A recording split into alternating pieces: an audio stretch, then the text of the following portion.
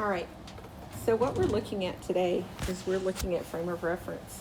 We're going to look at an inertial frame of reference and then analyze the motion of an object relative to a moving medium. Y'all saw this last year in Physics 1. Basically what we need to do is we need to take into account when we have a moving frame of reference. This ends up being, this is why we cover vectors first. This ends up being the addition of vectors. I want you to think about it. If we have something moving, and I want you to think about like, plane and wind. If we've got a plane going this direction in A, but it's being, or better yet, a boat.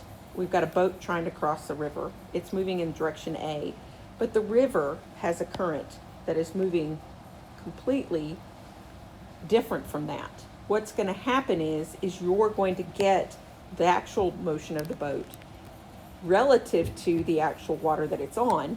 The current is going to push it back some. So we're going to take this vector that we see here, B, and it's like we're adding it to A.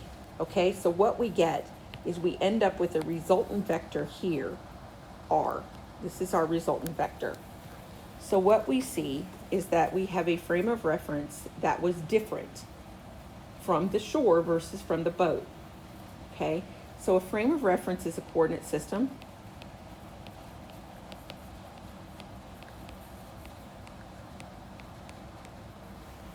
Fixed to a single point.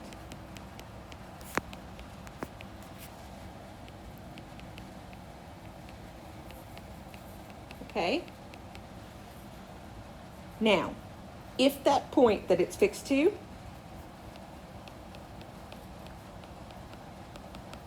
is fixed,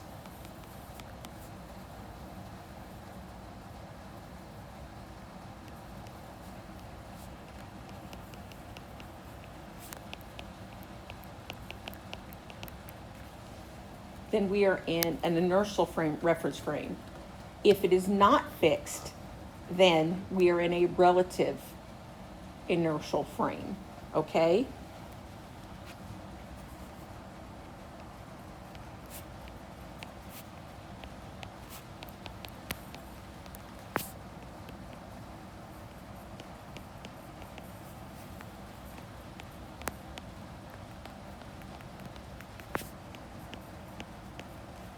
Okay, so now how does this work? We talked about the plane before. We know the plane moves some velocity relative to the air. Okay, so it's moving through the air, but there also may be, the air itself may be moving relative to the ground. So what ends up happening is you've got the plane moving this way, but the wind is moving some other direction. So what ends up happening is it ends up pushing the plane, and the plane ends up moving some other direction. So what we do is we can sometimes use tags to make these make sense. So what we're looking at is the velocity of the plane relative to the air, and the velocity of the air relative to the ground gives me the velocity of the plane relative to the ground. Notice how these inside terms match.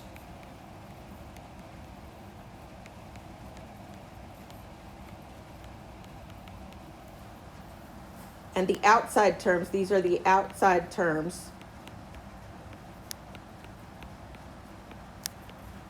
of the added vectors. Okay? This can just help you figure out what's relative to what. And let me show you what we mean by that. If you're in the building, please come to the front office. So let's look at an example here. Pilot wants to fly due north, okay? The speed of the plane, so he wants to fly due north, which means that he wants, relative to the ground, he wants to be due north. So the velocity of the plane, or the plane relative to the ground is straight up. Now, the speed of the plane relative to the air is 200 kilometers per hour, and the air blows due east at 60 kilometers per hour. So now they've given us an actual due east. So we know that to end up here, this is our resultant. This is the resultant. This is what we want to have happen. What that means is we know we've got a vector, the air. So this is the velocity of the air relative to the ground. It's pushing it that way. So this plane had to start by moving some direction this way. So this is the velocity of the plane with respect to the air. Okay? So the plane is moving this way. It's pushed by the air this way, and we get an end result this way. Okay? So that's what we know. And we know we've got some angle between them, and we've got a right angle here. So it says, what direction should the plane head? Well, guys, this becomes just an answer problem. We know that this is 60. This is, what, 200?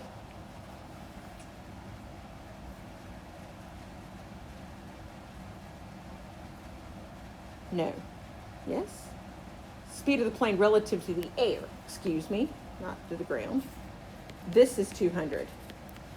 So now we have to look at this and ask ourselves, what do we have? We have opposite, we have hypotenuse, so that's sine. So we know the sine of this angle is going to be opposite over hypotenuse. Okay? So we take the inverse sine. 60 divided by 200, and we get 17.5 degrees. Now, that means due north, this is due north, which means that this is, we'll do this way. If we put a coordinate on it, this is north, there's the origin, so this is west, isn't it? So we need him to go 17.5 degrees west of north.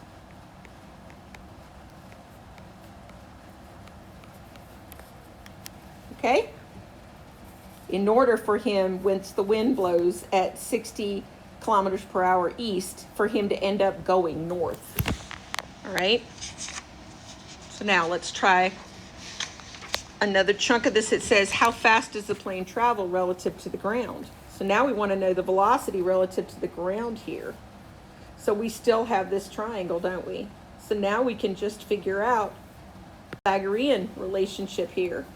Well, what's the Pythagorean relationship? We want to know this y component. We know this is 60 and this is 200. It's just a magnitude, isn't it?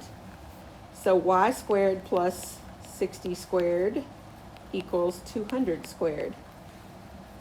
So let's figure out what that is. Y is going to be the square root of 200 squared minus 60 squared. Figure that out, you get about 191 kilometers per hour. Now let's look at a second example. Airplane drops a bomb. This is actually, these vectors and this relative motion is super important when you're trying to bomb something. And believe it or not, it's really cool because bombardiers back in World War II used to be able to do these calculations almost in their head. You had to be really, really good at math. As a matter of fact, the smartest guy on the plane was usually the guy who was figuring out the bombing, when to let it go, how high they were. It depended, it depended on the wind. He was taking all of that into account and doing some fairly high level math in his head after a while, or using a slide rule and calculations. These guys were the smart guys. So how fast is the airplane flying with respect to the ground? Well, now we got to figure out what's going on. The bomb is falling at a rate of 20 meters per second directly below the plane. So we know we've got a bomb dropping at 20 meters per second. But that bomb is what? Observer on the ground sees, so this is the velocity of the bomb with respect to the ground. So velocity of the bomb to the ground. Okay.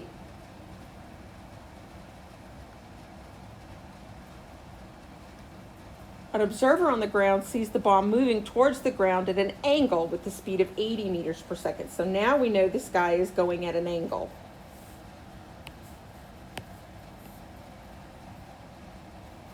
And this is 80 meters per second at some angle. We don't know what it is. And this is the velocity of the bomb with respect to the ground.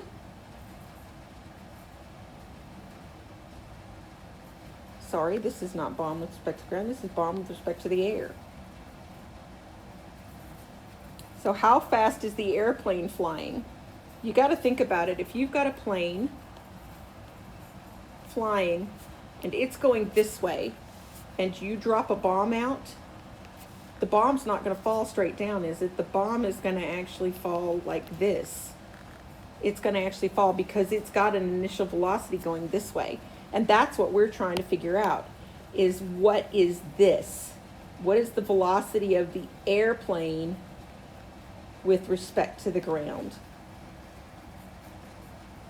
So if we get all our tags correct, we can actually get this. So we know the velocity of the bomb with respect to the air plus the velocity of the air with respect to the ground, or the airplane with respect to the ground in this case, is going to be equal to the velocity of the bomb with respect to the ground. So we've got that.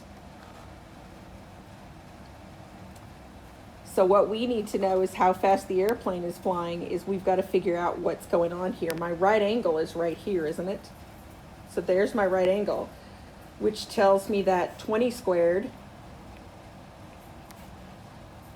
and these are velocity vectors, not magnitudes. So 20 squared plus the velocity of the airplane with respect to the ground squared equals 80 squared. So the velocity of the airplane with respect to the ground is going to be equal to the square root of 80 squared minus 20 squared, which is, let me see, squared minus 20 squared, square root of that, 77.5. And that would be meters per second. So there would be my answer. But you see how you had to be able to draw this to kind of figure it out. What angle does the bomb make with the ground, the airplane's, in the airplane's path? So where is that angle?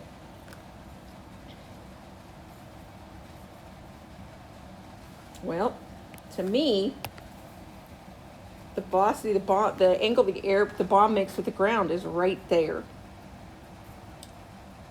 So now we got to figure out what we have. So now we have this triangle right here. We're looking for this angle. We know this is 20, we know this is 80. So that is sine, right? So I'm going to take sine of theta. Now you could have used 77 and used tangent, but I would prefer to use the pieces that I know that are accurate. In other words, they're not rounded values. So the sine of theta is going to be equal to 20 over 80. So theta is equal to the inverse sine of 20 over 80.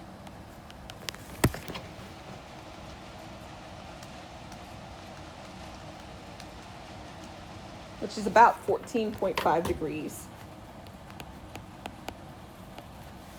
Okay? All depends on your labels. So try to make your labels correct, okay? And I'm going to fix this one right here to make sure we understand that this is the velocity of the what? Bomb with respect to the air, because it is falling downwards through the air, straight down. It would like to, but then the plane is pushing it with a forward velocity. All right, guys, that's it for this.